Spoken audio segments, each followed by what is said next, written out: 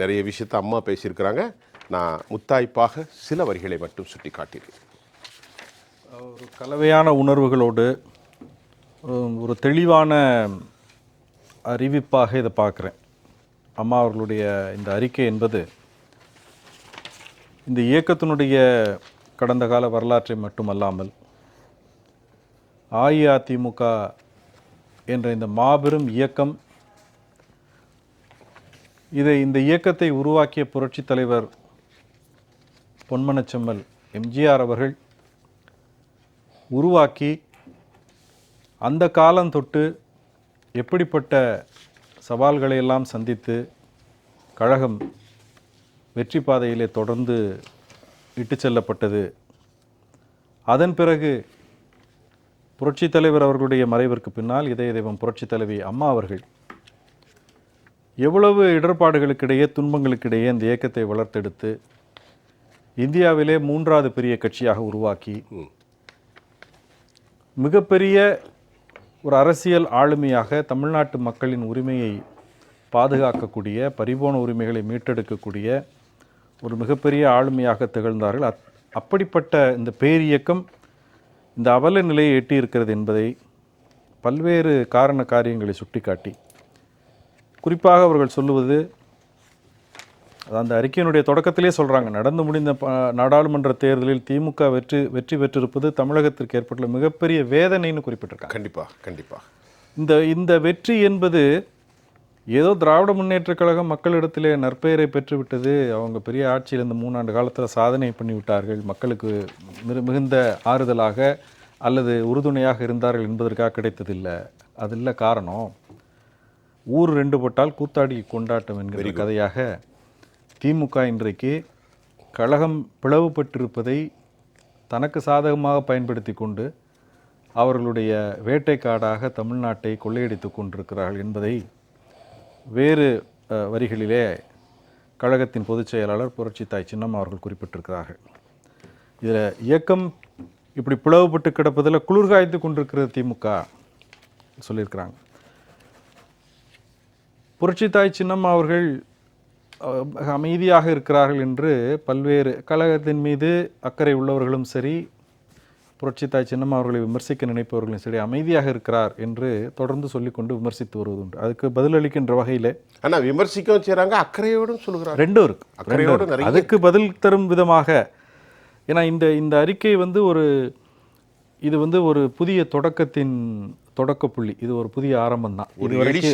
ஆமாம், இது நாள் வரைக்கும் இருந்த அணுகுமுறையின் வெரி குட் ஒரு முற்றுப்புள்ளியாகவும் இனி மிக சாதுரியமான, வேகமான, விறுவிறுப்பான செயல்பாடுகளை நாம் எதிர்பார்க்கலாம் என்கின்ற ஒரு நம்பிக்கையை உருவாக்கக்கூடிய வரிகளை இந்த அறிக்கையில் பார்க்கலாம். முத்தாய்ப்பாக இந்த வரிகளை அம்மையார் சசிகலா சுட்டி காட்டுறாங்க. என்ன சொல்லியிருக்காங்கன்னா, சொல்லுங்கள். இயக்கத்தின் வளர்ச்சியில் எனது தன்னலமற்ற பங்கு அடங்கி இருப்பதால் இந்த இயக்கம் எந்த நாளும் தோல்வி அடைந்து விடக்கூடாது என்ற ஒரே எண்ணத்தில் தான் நான் இத்தனை காலம் பொறுமையாக இருந்தேன். அமைதியாக இல்லை, பொறுமையாக இருந்திருக்காங்க. இப்படி இந்த வாய்ச்சொல் அந்த போரில் இறங்கி ஒருவருக்கொருவர் லாவணி பாடிக்கொண்டு விமர்சித்து கொண்டிருப்பதனால் எந்த பலனும் ஏற்பட போவதில்லை. ஒரு தாயின் ஸ்தானத்தில் இருந்து கருத்து வேறுபாடுகளிலே பலர் பிரிந்திருந்தாலும் மீண்டும் பல இடத்துல சொல்லியிருக்காங்க, ஒரு சிலரின் தனிப்பட்ட வெறுப்புகளுக்காக இயக்கம் அழிவதை இனி ஒரு காலமும் என்னால் வேடிக்கை பார்க்க முடியாது. ஒரு மிகப்பெரிய ஒரு பிரகடனம் இது. இனி இது என்ன சொல்றது, proclamation which has been given all the Tamil unit of Tamil, ஒட்டுமொத்த தமிழ் மக்களுக்கான ஒரு proclamation. அதே போல ஒரு பிரகடனம். அஇஅதிமுக வரலாற்றில் இல்லாத வகையில் சில தொகுதிகளில் 4ஆம் இடத்திற்கும் பல இடங்களில் 3ஆம் இடத்திற்கும் தள்ளப்பட்டு கிட்டத்தட்ட 7 இடத்துல டெபாசிட் இழந்திருப்பதை மிகுந்த வேதனையோடு குறிப்பிட்டிருக்கிறார்கள். இதெல்லாம் ஏன் இதற்காகவா இருபெரும் தலைவர்கள், புரட்சி தலைவர் எம்ஜிஆர் அவர்களும் இதய தெய்வம் புரட்சி தலைவி அம்மா அவர்களும் பாடுபட்டார்கள். கோடான கோடி தொண்டர்கள் இந்த இயக்கத்தில் தங்களை ஐக்கியப்படுத்தி கொண்டு எத்தனையோ சவால்களுக்கு மத்தியில், எவ்வளையோ இடர்பாடுகளுக்கு மத்தியில் இந்த இயக்கத்துக்காக அரும்பாடுபட்டார்கள். இந்த நிலை வந்ததுக்கு அல்லது இந்த நிலைக்கு கட்சியை இட்டு சென்றது எவ்வளவு பெரிய துரோகம் என்பதை ஒரு வேதனையோடு ஒரு ஆணித்தரமான கேள்வியை எழுப்பியிருக்கிறார்கள். இதற்கு யார் காரணம் என்றும் கேட்டிருக்கிறார்கள். இது எல்லாருக்கும் மக்களுக்கு தெரியும். நாம சொல்லணுங்கிறது. ஆமா, இப்படி அடுக்கடுக்காக கேள்விகளை கேட்டுக்கொண்டே போகிறார்கள். அதுக்கடுத்து சொல்லக்கூடிய முக்கியமான விஷயம், இதுவரைக்கும் அஇஅதிமுகவின் பொதுச் செயலாளர் புரட்சி தாய் சின்னம்மா அவர்கள் கையாளாத, அவங்க ஹேண்டில் பண்ணாத அல்லது பயன்படுத்தாத சில வார்த்தைகள் கொஞ்சம், அதாவது உறுதிப்பட ஒரு தாயை போல கண்டிப்போடு, தாய்க்கு இருக்கக்கூடிய எல்லா உரிமையோடு கண்டிப்பாக சொல்லியிருப்பது என்னவென்றால், சுயமாக சிந்தித்து அதில் வெற்றி பெற வேண்டும், இல்லையேல் அடுத்தவர்கள் சொல்வதையாவது கேட்டு தவறுகளை திருத்திக் கொள்ள வேண்டும். இதை விட பக்குவமாக அரசியல்ல கருத்து வேறுபாட்டில் மாறி நிற்கக்கூடியவர்களுக்கு எப்படி நீங்க இந்த சூழலை புரிய வைக்க முடியும், நியாயம் கற்பிக்க முடியும்? இதை விட இந்த தலைவியினுடைய ஆளுமை, இவர்களுடைய அந்த தலைமை பண்பு, எல்லோரையும் அனுசரித்து செல்ல வேண்டும் என்கின்ற அந்த பாங்கு, அதையெல்லாம் தாண்டி உச்சகட்டமாக சொல்லி எனக்குன்னு என்ன குடும்பமா இருக்கிறது, அந்த எவ்வளவு பெரிய ஒரு வரிகளை படிச்சு விஷயத்தை சொல்லி, ஒரு சாதிக்குள்ளேயோ ஒரு மதத்துக்குள்ளேயோ ஒரு இனத்துக்குள்ளேயோ ஒரு மொழிக்குள்ளேயோ ஒரு வர்க்கத்துக்குள்ளேயோ என்னுடைய சகோதரி எப்படி தமிழ் மக்களுக்காக வாழ்ந்தனோ அதே மாதிரி எனக்கு பர்சனலா எந்த ஃபேமிலியும் இல்லையா. அறிவுபூர்வமாக மக்கள் சிந்திக்க வேண்டும். உண்மையிலேயே அதிமுகவை நேசிக்கும் ஒருவர் இருந்தார், நாம் அந்த கட்சியில் இல்லை. அதிமுகவை உளப்பூர்வமாக நேசிக்க ஒருவர் இருந்தால் இந்த வரிகள் அவர்களுக்கு உண்மையில் நிச்சயமாக இதயத்தில் தைக்கும். துரைக்கண்ணா, திரு இளந்தமிழ், எனக்கு ஒரு கேள்வி பத்திரிகையாளனா. 2 நாடாளுமன்ற தேர்தலில் தோல்வி கண்டாச்சு, 2019, 2024. சட்டமன்ற தேர்தலையும் தோல்வி கண்டாச்சு. அப்புறம் மாநகராட்சி, நகராட்சி, உள்ளூராட்சி, பேரூராட்சி, பல இடைத்தேர்தல்கள். இப்போ நடந்திருக்கக்கூடிய நாகர்கோயிலுடைய இடைத்தேர்தல் எந்த ஊர் அது, அந்த தொகுதியில் நாம் தமிழர் கட்சியுடன் கீழே போயாச்சுங்கிற தகவலும் விளவங்கோடு வருத்தத்தை விட பயங்கரம். ஒரு சிறிய காலி மனை வாங்குவதற்கு 33 ஆண்டுகள் ஒரு மனிதன் உழைக்கிறான் ஐயா. திருவள்ளூர்லேருந்து என் பிள்ளைக்காக சேர்த்த அந்த இடத்த வாங்கினா அது கூட ஏமாற்றிட்டு போயிட்டாங்க. நான் அழுதான் ஒருத்தன் 35 வருஷம். இந்த மாதிரி ஒரு இயக்கத்தை இனி எப்போவாவது கற்பனை செஞ்சு பார்க்க முடியுமா இந்தியாவில்? நான் ஒரு பத்திரிக்கைக்காரன், எனக்கு ஏற்பட்ட ஒரு ஆத்திரத்தை உங்கள்கிட்ட கேட்குறேன். நீங்கள் சொல்லுங்கள் ஐயா, இதுக்கு மேலே ஒரு தலைவனுக்கு நாங்கள் எவ்வளவு காலம் கொடுக்கணும்? இத்தனை நாடாளுமன்ற தேர்தல்கள், இத்தனை சட்டமன்ற தேர்தல்கள், இத்தனை இடைத்தேர்தல்கள், இத்தனை உள்ளூராட்சி, பேராட்சி, நகர எல்லாவற்றிலும் தோல்வி கண்டு மறுபடியும் எனக்கு 20 லட்சம் இருக்குது, 50 லட்சம் இருக்குன்னா என்ன கணக்குது? இல்லை, நீங்கள் சொன்ன இந்த 7, 8 அல்லது 10ன்னு கணக்கு சொல்கிறாங்க. உள்ளாட்சி தேர்தலையும் சேர்த்து இடைத்தேர்தலையும் சேர்த்தா 10 வருது. 10 தேர்தல் 10 தேர்தல் கண்டிப்பாக வருது. இதய தெய்வம் புரட்சி தலைவி அம்மா அவர்களுடைய மறைவிற்கு பின்னால் நடந்த தேர்தல்களில் கழகம் கண்டிருக்கக்கூடிய மோசமான அந்த ரிசல்ட்ஸ். இப்போ நீங்கள் ஒன்று பார்த்தீங்கன்னா, இப்போ இந்த ஏழை எளிய மக்களுக்கு ஒருத்தர் இப்படி கொதிக்கிறாரு அப்படின்னு சொல்கிறீங்க, கொந்தளிக்கிறாரு, வேதனைப்படுறாரு. அம்மா அவர்களும் தன்னுடைய அறிக்கையில் சொல்லியிருக்காங்க. இது ஏழை எளிய சாமானிய மக்களுக்காக தான் புரட்சி தலைவர் எம்ஜிஆர் அவர்கள் இந்த இயக்கத்தை உருவாக்குனாங்க. இதில் ரொம்ப முக்கியமாக நம்ம பார்க்க வேண்டியது, இதில் பல பேர் தங்களை புத்திஜீவிகளாக அறிவித்துக் கொள்ளக்கூடியவர்கள்லாம் பல விமர்சனம் வைப்பார்கள். ஆனால் ஒன்று மிக அடிக்கோடிட்டு புரிந்து கொள்ள வேண்டிய ஒரு முக்கியமான செய்தி என்னன்னு கேட்டிங்கன்னா, பேரறிஞர் அண்ணா அவர்களுடைய பேராற்றலும் இதய தெய்வம் புரட்சி தலைவர் எம்ஜிஆர் அவர்கள் மக்கள் அவர் மீது கொண்டிருந்த அந்த ஈர்ப்பு, இது 2 தான் 67லேயே திராவிட முன்னேற்ற கழகம் ஆட்சிக்கு வந்து அவர்களுடைய தலைமையிலன்னு சொன்னால் அதில் மாற்று கருத்து இல்லை.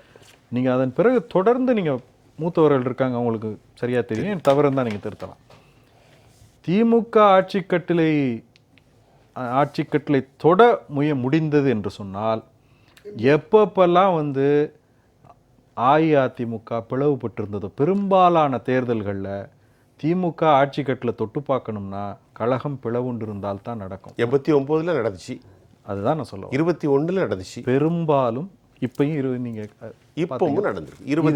இதுதான் இதுக்கு உரைகள் மாற்று உரசி பார்க்கக்கூடிய விஷயம். ஒரு சில தேர்தல்கள் இடையில அரசியல் காரணங்கள்ல மாறுபட்ட கருத்துக்கள் இருக்கலாம். சரி, பெரும்பாலும் அம்மாவின் மீது 96 கட்டமைக்கப்பட்ட ஊழல் குற்றச்சாட்டு தோல்வி 1.5 வருஷத்துல ஜெயிச்சாங்களே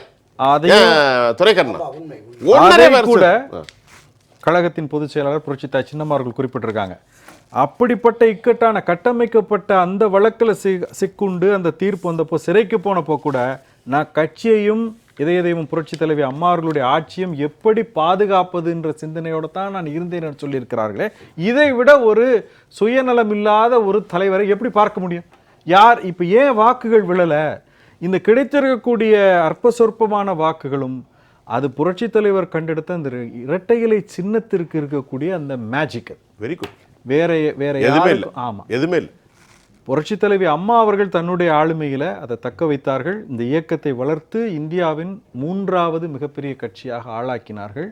அந்த இயக்கத்தை, அந்த ஆட்சியை புரட்சி தாய் சின்னம்மா அவர்கள் பாதுகாக்க வேண்டும் என்பதற்காக எவ்வளவு பெரிய தியாகத்தை செய்திருக்கிறார். இந்த இயக்கத்திற்காக சிறை சென்றவர்கள் யார்? அதை யோசிச்சு பார்க்கணுமா இல்லையா? அப்படி அவ்வளவு தியாகத்தை செய்தவர்கள் இத்தனை ஆண்டு காலம் நான் பொறுமை காத்திருந்தேன், அதுக்கு ஒரு முற்றுப்புள்ளி இதில் வைப்பது என்னை போன்ற தொண்டர்களுக்கு மிகப்பெரிய எழுச்சியாகவும் மனசுக்கு ஆறுதலாகவும் ஒரு புதிய தெம்பை ஊட்டக்கூடிய சூழலாக. நிச்சயமாக இதுகாரம் 2018 அம்மா வர நான் கிட்டத்தட்ட 6 ஆண்டுகளுக்கு மேல் அவர்களுடைய அறிக்கையை படித்திருக்கிறேன். இந்த அறிக்கை மட்டும்தான் நான் மனதிலே வைத்து பலவற்றை ஃபைல் செஞ்சிருக்கிறேன். இது ஒரு வித்தியாசமாக நான் பார்க்கிறேன். இப்போ இந்த உணர்வு பார்த்தீங்கன்னா, நீங்க முன்னால குறிப்பிட்டீங்க, அண்ணன் துரைக்கரன் அவர்கள் கூட சொன்ன தமிழ்நாடு முழுவதும் போஸ்டர்கள் முளைத்திருக்கின்றன. புரட்சி தாய் சின்னம்மா அவர்களுடைய தலைமையில இந்த இயக்கம் ஒன்றிணைய வேண்டும் என்பது, இதுதான் தொண்டர்களுடைய அந்த அடி மனசில் இருக்கக்கூடிய உண்மையான கருத்து. அதற்கான ஒரு காலம் கணிந்திருக்கிறது ஐயா. காலம் கணிந்திருக்கிறது. ஒரு காலம் அரசியல்ல வந்துங்க, இப்போ நீங்க புரட்சி தலைவர் எம்ஜிஆர் அவர்களிடம் முரண்பட்டு போனவர்கள் எப்படிப்பட்ட விமர்சனங்களை வைத்தார்கள், அதே ஆளுமைகளை, அந்த தனிநபர்களை புரட்சி தலைவர் எம்ஜிஆர் அவர்கள் எந்த உயரத்துக்கு கொண்டு போய் வைத்திருந்தார் தன்னுடைய ஆட்சி காலம்.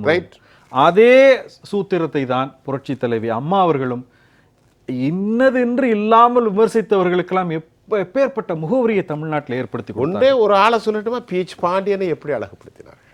இப்போ நீங்க குறிப்பிட்டீங்க சூரியனை பார்த்து என்று பேசி இந்த நபரை, நான் சொல்ல மாட்டேன், இந்த நபரை அம்மா அவர்கள் எதிர்வினை ஆற்றினாங்களா? அவர்கள் அதை கண்டு, அதுதான் புரட்சி தலைவர் எம்ஜிஆர் அவர்களையும் இதயம் புரட்சி தலைவி அம்மா அவர்களுடைய வாரிசாக இவர்கள் இருப்பதற்கான அந்த தகுதி.